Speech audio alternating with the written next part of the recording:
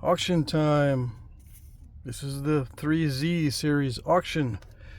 3Z01 modern knife blade made from Georgia swirl chert heat treat. Let's see. This is almost 5 3/8.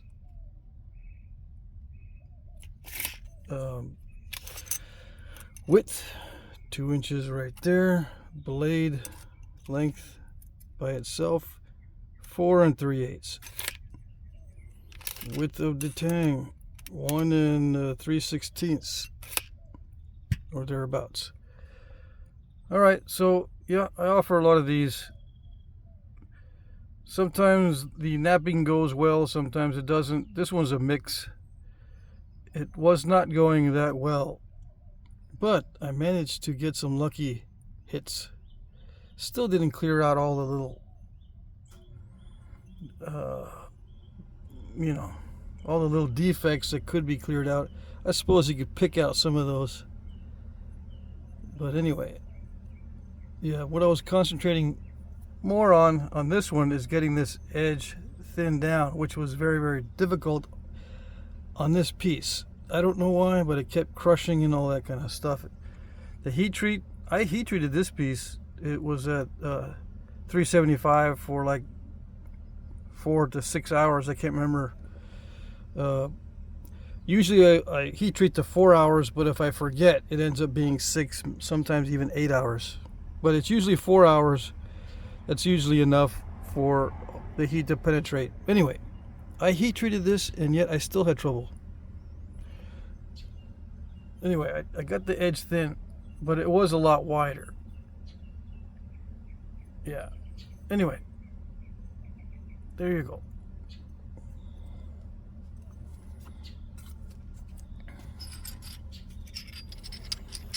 $3Z02. There are 3 objects under this one item number. Okay, these are all modern knife blades and various material. This one is a little over 3 5/8. This one 3 5/8, almost exactly. A little bit under. This one's 3 1/16. Okay. Yeah, this one is a heat treated Burlington chert. Kind of a mid-grade Burlington chert. It was a snap. It was a snap and half. This was the top half, I think. Could have been the lower half. I know this was a snap and half. Anyway, I said, you know what? I'll just make a little blade out of it. Maybe good for a neck knife or a skinner or something. I don't know. This one is, I think this is Kentucky hornstone or something similar. It's not the nice variety though. It's tough. It's a mid-grade with a very tough texture. They might be even calling this something else. I can't remember. Well, obviously I can't remember, but anyway, this is either Kentucky or Tennessee rock. Yeah. Now, I'm trying to remember the names of these, and I can't remember the names of the rocks in the area. Fort Payne comes to mind, but I'm not sure if this is what that is. Anyway, I managed to get this really thin. It's really strong stuff, but being strong is very difficult to flake. So this started out as a large piece and then flaked down to this little one. It has a little bit of translucency on the edges. You can probably tell what the material is just by looking at the color of the translucency.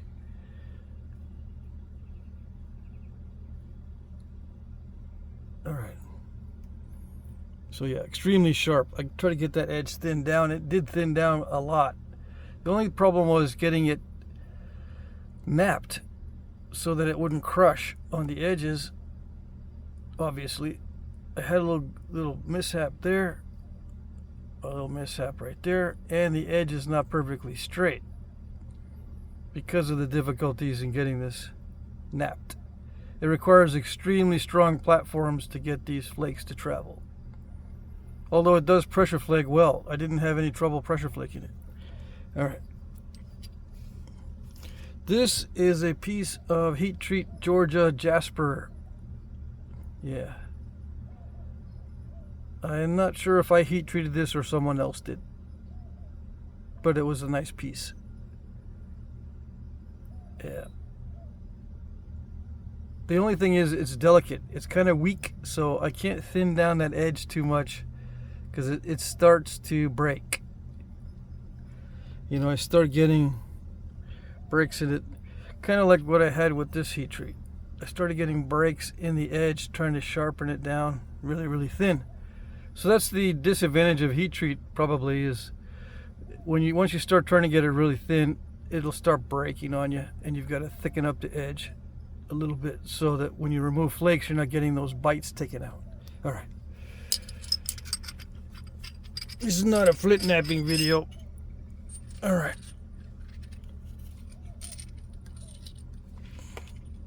$3Z03, 3 objects under this item number. These are all Obsidian. Well, one is dacite, but you can consider them all Obsidian, right? I made these 2 on video.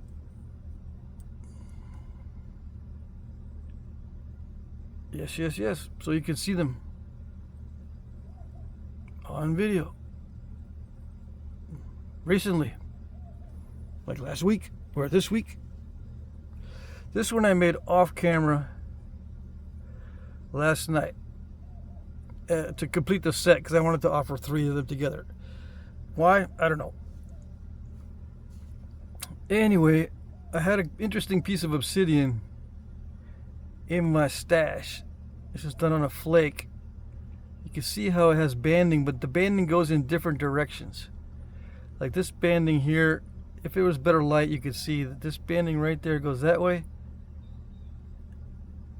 But there's some banding in here that goes the other way. They go in different directions in some parts of this. Anyway, I'm trying to find it, but I can't see it in this light.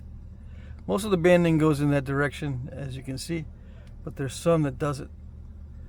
It's also got bubbles in it. And I was thinking I should be calling this Obsidian when I was knapping it. It's got a lot of bubbles in it. See those? Anyway, I got the edges thinned down nicely on this one. On these other ones, well, you can see them on video. It's difficult to get these edges on dacite thinned down. It's hard to see also.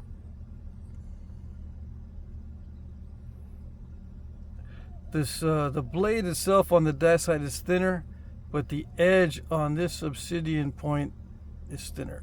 Come on. I'm right up next to the lens, so there should be no excuse for the camera.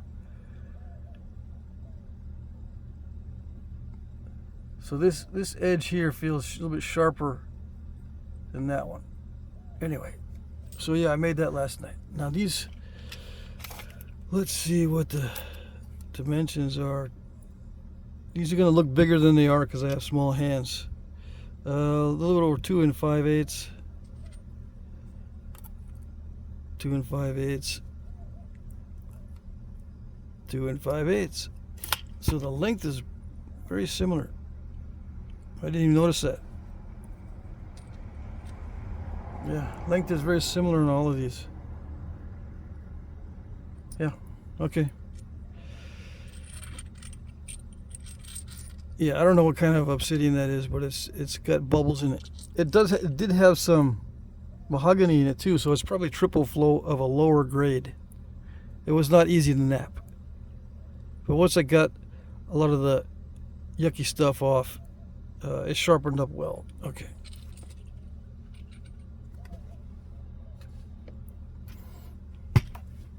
All right, let's see. 3Z04, a box of bifaces. This is raw Texas chert. It says need on here. It needs heat, right? So it's going to be rough. This one is a heat treat. This is Ocala chert from Ocala, Florida. a little over 4 inches. This one is 3 3/4. This is black butter Obsidian or black butter dacite, whichever way you want to look at it. Little under 4.5. Georgia chert, the butterscotchery type, about 4 inches. This is heat treat novaculite, high quality heat treat. It was a big mess before I napped it down. I got it down to a biface. All right, almost 5 inches. Yeah, this came to me as a gift, as a partial nodule that was very challenging to nap. So I did not do it on camera because of the fact this is very snap and half-ish type stuff. All right, this is a piece of triple flow, I believe. Yeah, yep, it's triple flow. Okay, so 3 5/8. Texas tabular chert. The cortex is still on one side pretty much. It probably needs to be heat treated, but it does nap raw. It's a lower grade 5 1/4. This stuff is very difficult to nap, so just be aware. You won't be able to skin that off easily. You got to get it more narrow to skin that off. But what I do is I'll skin off the center of the tab. This is tabular chert. I'll skin off the center. If the center of the tab is no good, I'll skin that off, and then I'll deal with the cortex later, because this is the best stuff right under the cortex. All right. This is another piece of tabular chert, but this one I couldn't get it thinned down in a wide state, so I had to take it down very narrow. The flakes do not travel well on this, although it does pressure flake pretty good. It's raw. Same with this. This is raw. I don't know what kind of chert it is. It's just a tabular variety of some such. Very strong stuff. All right. Another piece of Texas chert. Yeah, I was going to thin this down more, but I ran out of time. This one is 5 1/8. This one is 5 1/4. This one is 5 1/2. All right, and now we get into the baroques. Did I say bifaces only or brokes and bifaces? It's brokes and bifaces. Okay. Oh gosh, this is some kind of fancy obsidian that has purplish opalescence or something in it. You cannot see it. I got to figure out how to get better lighting. It's got some kind of opalescence in it. Yeah. I don't know if they call it rainbow or what. They might call it rainbow obsidian. I'm not an expert on the obsidians. I just know it naps well, except when you break it. And I don't know, it might have been a defect or it might have been me being too aggressive. It looks like it's just an aggressive failure to me. Yeah. But it's high quality stuff. I don't know why I broke it. All right. A piece of mid-grade or low-grade dacite. Snap and half-ish type stuff. And guess what? This was my fault for sure. I remember this one exactly. I was being too rough with it because it doesn't nap easily. It's almost like a fine-grained basalt, which is, the fine-grained basalts are some of my favorite stuff, but this is just a weird dacite stuff. I don't know. Oh yeah, I did this on video, the Unibarb. Okay. I just stuck it in there because it broke, you know. I fixed the break, kind of, sort of, but it still broke. Yeah, Burlington heat treat, snap in half. My fault. No defects. Just too aggressive with it. This one here, I just thinned it down way too much, and then I think it had a defect. Yeah. There's a defect in the stone there. You can kind of see it. This is Ocala chert heat treat, and there's defects in the stone. There's little holes and pockets of whatever. As a general rule, I was trying to make a small blade out of it, small knife blade. This one is a chunk of heat treat Georgia jasper, and I lost part of it. I lost part of it there, and I said, that's it. And I lost part of this edge over here. I was still napping it when it came around the backside, and it cracked that there. So I said, nah, just goes in the brooks. All right, what is the length on that? It's still kind of intact, yeah, 3 3/4. You can still make a point out of it. This is rougher to nap. This little quartzite area might give you some issues, but other than that, it's nice.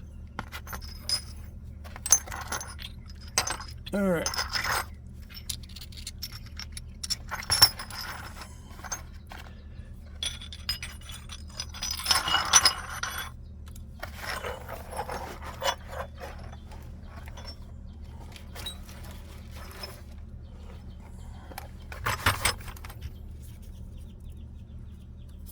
Okay, box of raw chert 3Z05. Box of cherts from Tennessee and Kentucky, I believe, and Georgia.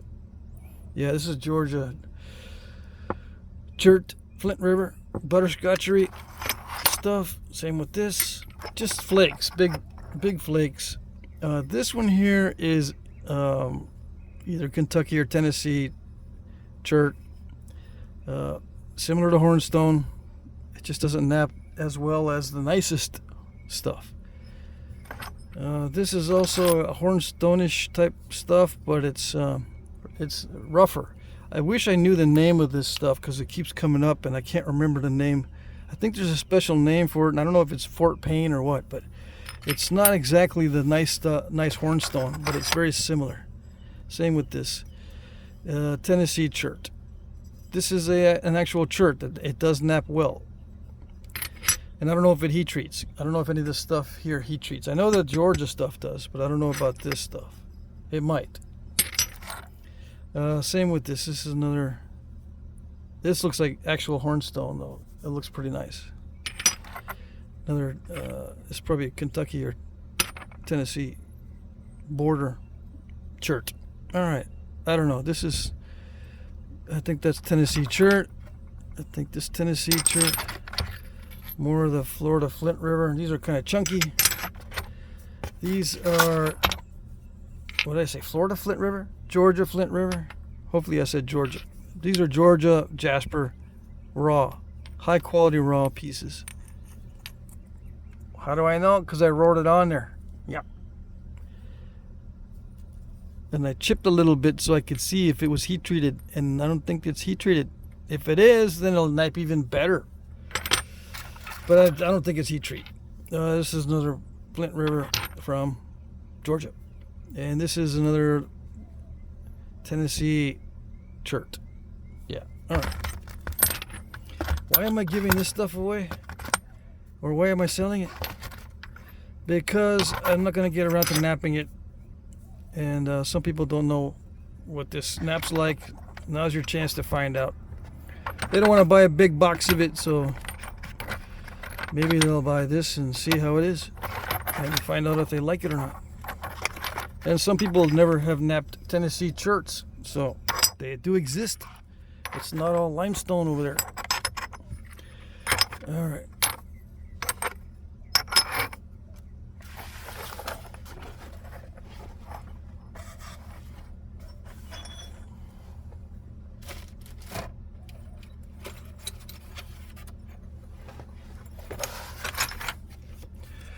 .3Z06. This is a box of mixed heat treats. I try to do mid-grade or higher on these. Okay, this is Novaculite mid-grade. This is Burlington mid-grade. Although it should nap well, you never know. It could be a big fat defect in the middle or something like that. Mid-grade Novaculite. Although I think all of this Novaculite is heat treated. I'm pretty sure, but some of it's not heat treated very hot, so it's not going to be the high grade novaculite heat treat.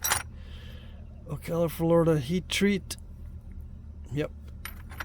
Beware of this Ocala stuff, this particular batch of heat treat. I got a batch of it, and I've been selling off little by little pieces that I'm never going to get around to napping.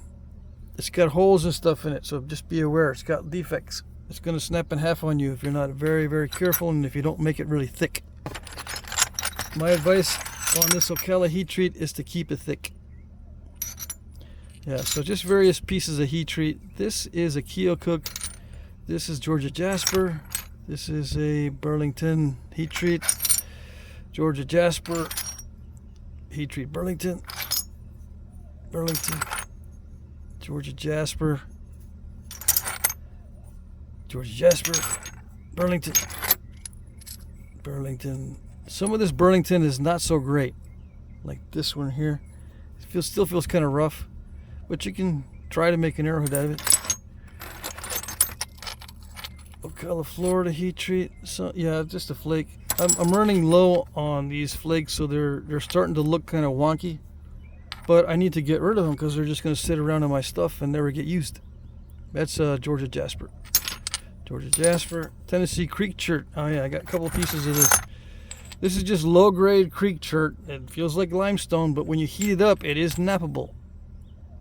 It's just not nappable easily. But there's so much of this out there that I thought I would include it in here, because you can find a ton of this stuff and heat it up, and at least it'll be slightly nappable. But if you don't know what it's like, now's your chance. All right, Georgia Jasper, Burlington. Yeah, some of this Burlington is really, really cool, very nice. Georgia Jasper, novaculite, mid-grade heat treat, mid-grade. Oh, this one's I think this is Keokuk, or it could be K County chert. It's some kind of rough mid-grade heat treat. It's very similar to the novaculite, but it's finer grained.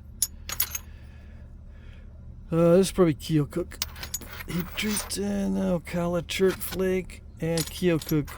Yeah, these two Keokuk. I think I have one more Keokuk. Anyway, in there somewhere, maybe.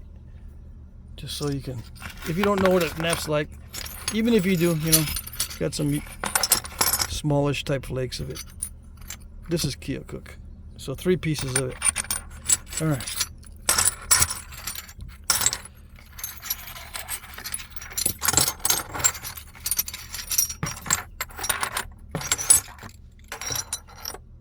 So just be aware, some of these are mid-grades. They're not all nice, really, really nice stuff.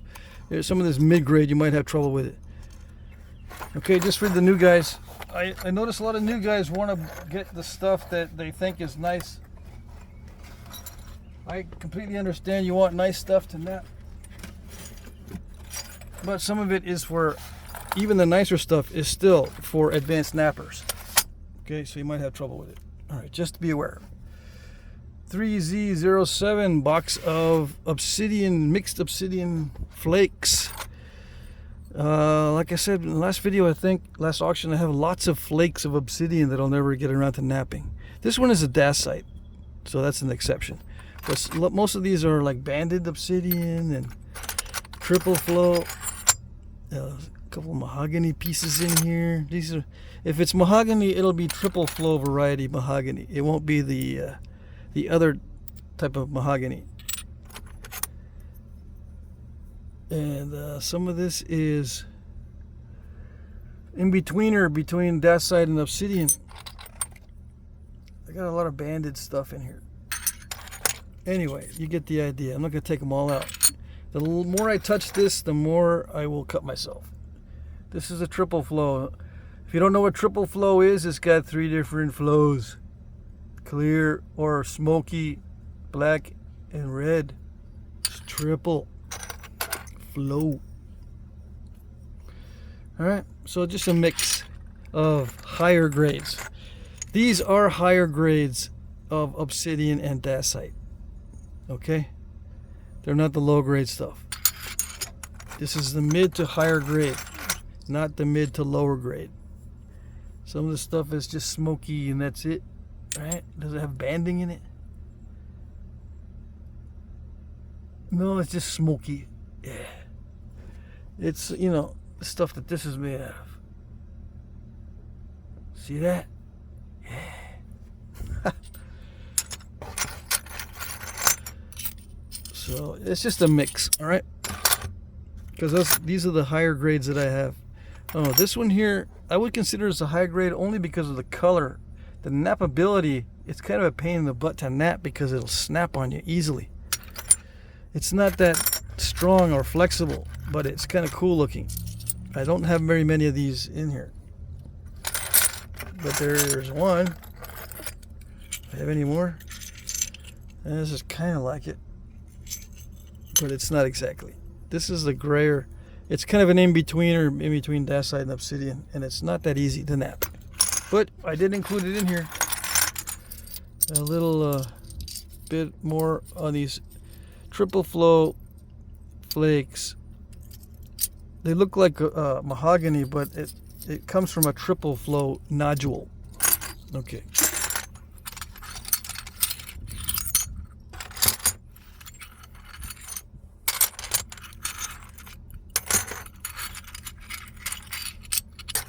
I had to make that distinction because I like the triple flow a lot better than just the pure mahogany.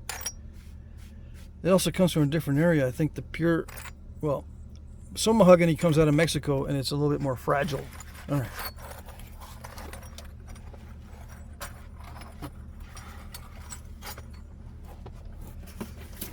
Okay, let's see. Oh, I got one big box. Now, let's see. Yeah, 3Z08, a box that'll fit into a medium flat rate shipping box from the post office, 10 by 8 by 5 inches. This has got all Obsidian chunkers in it, and on my scale, these boxes weigh up to 17 pounds, or on average 17 pounds, but at the post office, one of my boxes weighed 14.5 pounds. That was it. So I gotta change the amount that I write on these. Let's see. Just to be on the safe side, this is gonna be 14.5 pound min. And hopefully it's not exactly 14 pounds, because Obsidian tends to weigh less than some of the other cherts and stuff. All right, so it's 14.5 pound minimum, unless I go to the post office and they tell me it's lighter than that. I don't know how it ends up being, but anyway, all chunky pieces, and they're gonna look bigger than they are because my hands are small. They're all gonna be around this size, 3.5 inches on average, because they all were in a bin that I collected of very similar sizes, and it's all higher grades. This is none of this stuff is low grade. It may have defects in it. This is a black butter. It may have the cracks and stuff, but if you can find a clear spot, it is a high grade.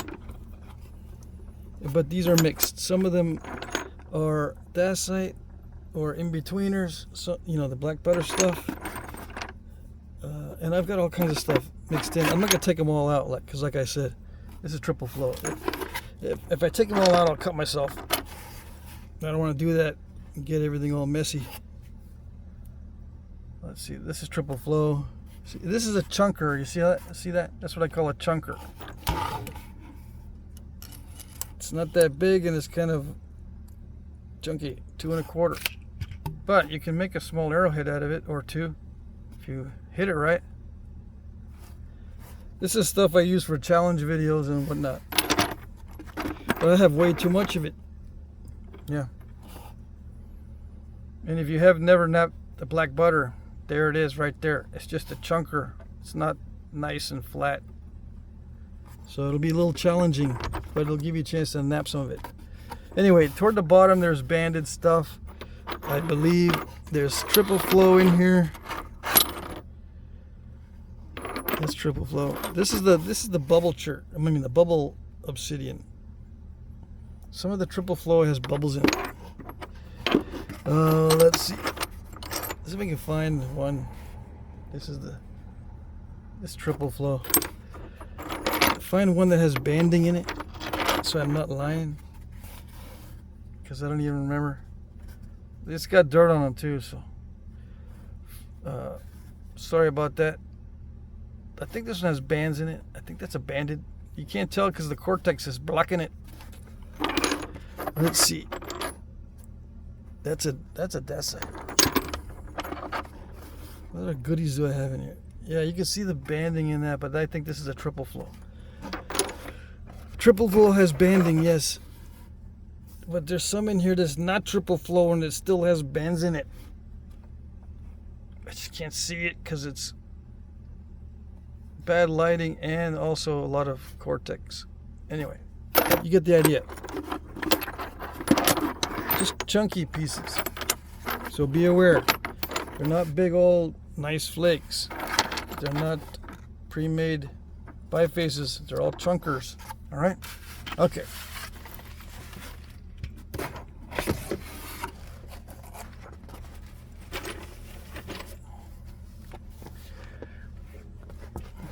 Rules. Bid in the comment section under one of my pre-populated comments, please. This means that you will be replying to one or more of my comments.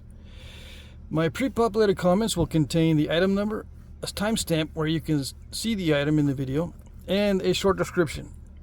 I will like your comment if I see it. Very important. Sometimes comments are not always visible. It may take a while for me to like your comment, but as the time approaches the end of the auction, I will check more frequently, much more frequently. Try not to bid at the last minute. I'm using YouTube's time tracker, and it's not always accurate. It can be up to 2 minutes off. Please be aware of this. Yes. Those of you who participate in my auctions, you already know. Sometimes, even though you are on time, and I know you're on time, everybody knows you're on time, but YouTube says nope, then your bid doesn't count. YouTube has to say yep with its timestamp, or the bid doesn't count. So just be aware.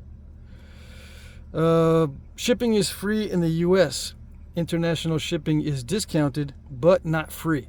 I will add the following amounts if you win, right? I always ship from the post office. First class package, yada, yada, yada.